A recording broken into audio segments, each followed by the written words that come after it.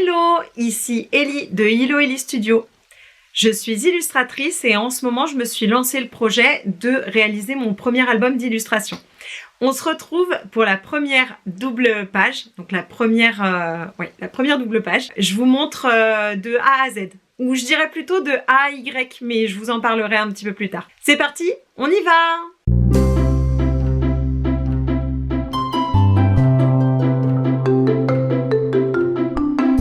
J'ai été super originale parce que du coup, pour ma première page intérieure de mon livre, j'ai décidé de commencer par janvier.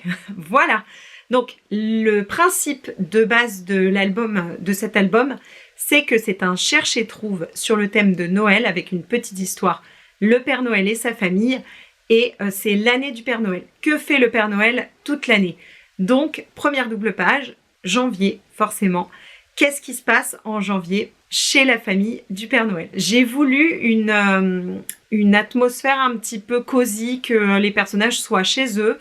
Donc c'est le Père Noël et la Mère Noël dans leur salon avec tous les lutins, deux reines et leurs animaux Knacky et Percy représentés, qui profitent un petit peu d'un temps en famille, un petit temps calme comme on dit, pour tricoter, pour dessiner, pour jouer aux échecs, pour lire. Pour les matériaux, je vous fais un tout petit point rapide.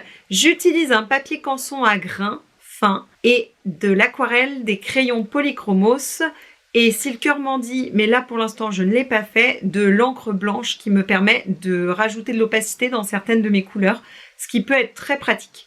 Pour les couleurs, en fait, j'ai privilégié la couleur des lutins. Donc les lutins, ils ont des couleurs très Noël et ils les auront toute l'année. Et donc je place déjà leur couleur parce que c'est jaune, vert, rouge, un petit peu de bleu. Je les place sur les lutins pour que les couleurs ne se répètent pas trop et que ça reste harmonieux. Et ensuite, autour, je place les couleurs du salon. J'ai fait un brouillon et je suis très fière de moi pour cette illustration, histoire de savoir quelle couleur je voulais mettre. Et donc, j'ai mis une harmonie qu'on appelle un peu, enfin moi j'appelle ça une harmonie à l'anglaise, c'est-à-dire vert et rose. Donc, j'ai fait ressortir les fauteuils en rose sur un fond vert, parce que c'est des couleurs qui sont très loin sur le cercle chromatique et donc elles se mettent mutuellement en valeur. J'ai voulu faire un petit jeu entre le chat et le chien. Il y a des personnages qui sont de dos, enfin il y a un personnage qui est de dos et un qui est un peu caché par son livre. Et j'ai voulu aussi faire un petit jeu avec les expressions des personnages qui écoutent le Père Noël et les reines notamment qui écoutent aussi depuis la fenêtre.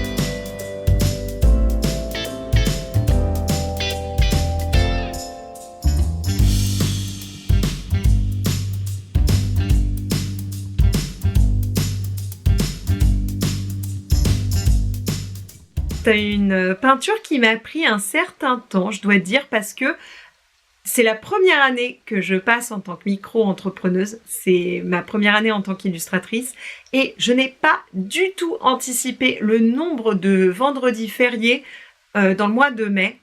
Et donc, du coup, je crois que j'ai travaillé un vendredi sur deux, même pas.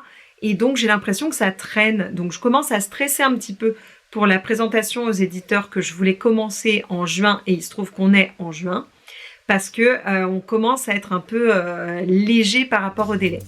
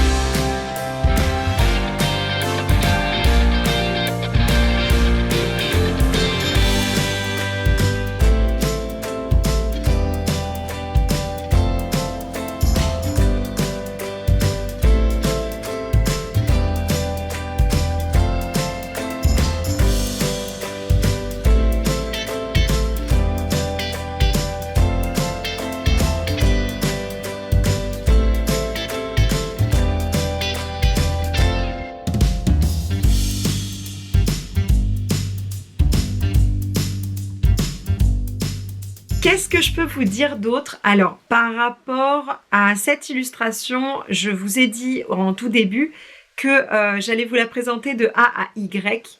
Pour une raison simple, c'est que, je sais pas vous, mais moi quand je dessine, à passer des heures avec le nez collé à la feuille, je n'arrive plus à savoir si j'aime ou si j'aime pas l'illustration finale, s'il lui manque quelque chose ou pas.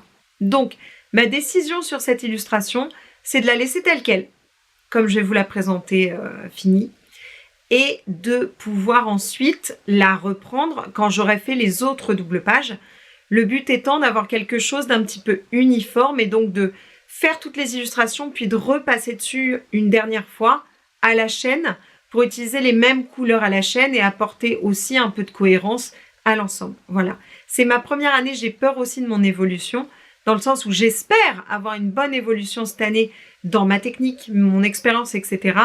Et du coup, j'ai peur que les premières pages en pâtissent. Donc, on est à Y, c'est-à-dire que je pense qu'il y a beaucoup de choses que je peux améliorer, mais je vais laisser cette image comme ça. Je vais juste rajouter 2-3 traits de crayon que j'ai vus là en revenant de balade justement parce que je m'étais un peu décollée de ma feuille. Et je reviendrai dessus à la fin pour un petit peu homogénéiser les pages. Je vais aussi du coup, je pense que ça m'a fait me rendre compte qu'il ne faut pas que je fasse mois après mois, mais que je change un petit peu, que je varie les mois. Pareil pour lisser un petit peu ma progression dans le temps et que ça apparaisse pas entre janvier et décembre que c'est tellement différent janvier et décembre qu'on voit l'évolution de tous les mois. Je pense qu'il vaut mieux que je saute à un autre mois aléatoire puis que je revienne, etc. pour que ce soit un petit peu plus cohérent. Je sais pas si je me fais bien comprendre, mais vous me direz en commentaire. Ensuite, la dernière fois, je vous avais demandé quels étaient les mois que vous vouliez voir. Et donc, j'ai eu plusieurs commentaires auxquels je vais répondre parce que j'ai déjà répondu. Mais du coup, comme je les ai, je trouve ça dommage de ne pas en reparler ici. Alors d'abord, il y a Mathilde qui aimerait bien voir la page de décembre, la double page de décembre avec les lutins. Et effectivement, c'est une page qui me stresse un peu parce que pour le Père Noël, la page de décembre, quoi, c'est une page importante. Donc j'espère que je vais réussir à faire quelque chose qui évoque bien la magie de Noël. Et elle aimerait aussi voir le mois de février. C'est vrai que les lutins qui font du patin à glace, je trouve que c'est une bonne idée. Et celle du mois de juillet, effectivement avec un changement d'ambiance. Je pense qu'effectivement, j'ai assez hâte de faire des pages décalées justement sur cette ambiance été. Et je reviendrai dessus là en fin de vidéo parce que, enfin non, d'ailleurs je vais le dire tout de suite. Je pense que la prochaine double page que je vais faire, ça sera celle de juillet justement. Bon, parce que je meurs envie de les mettre en maillot de bain et parce que on va rentrer dans l'été, donc je serai peut-être moi-même un peu plus dans le mood juillet-août pour me dire ah bah tiens je vais rajouter telle référence parce que ça sera dans l'air du temps. Et il y a mes petits dimanches bleus qui justement aussi aimeraient bien voir le Père Noël en été. Donc du coup ça tombe bien. On va partir en juillet. Donc je me souviens, j'ai 2 idées pour juillet. Je voulais les faire à la plage et août, je voulais les faire au cinéma. J'en ai parlé avec mon mari et lui n'est pas d'accord. De toute façon, il n'est jamais d'accord avec rien. Parce que il voit pas en quoi le cinéma représente août. Alors que pour moi, c'est un peu familial. Mais je me souviens que souvent, on allait voir un film en août parce qu'il faisait très chaud et que du coup, c'était un moyen de rester au frais. Dites-moi si vous avez des petits souvenirs comme ça qui sont particuliers au mois d'août ou quelque chose qui vous rappelle août, parce que le problème de juillet et août, c'est qu'ils sont assez semblables. C'est les 2 mois de vacances d'été. Je pourrais les mettre en maillot de bain pendant 2 mois, mais je trouve ça un peu dommage. Et j'ai pas envie de les envoyer dans des îles paradisiaques parce que je trouve que ça parle peut-être pas au plus grand nombre, et notamment ceux qui partent pas en avion sur des îles paradisiaques. Et je préfère un peu les faire limite en vacances en Bretagne. Ah, peut-être faire une pêche aux crevettes en août avec les cirés et tout. Enfin, si vous avez une idée pour août, je vous écoute. Moi, j'aime bien mon idée de cinéma parce que ça me permet aussi de les représenter tous en face et avec des expressions de visage un peu différentes. Mais si vous avez d'autres idées, je suis toujours preneuse. Et d'ailleurs, si jamais vous avez des idées, j'aime bien lire les commentaires parce que je trouve ça un petit peu plus vivant de les lire.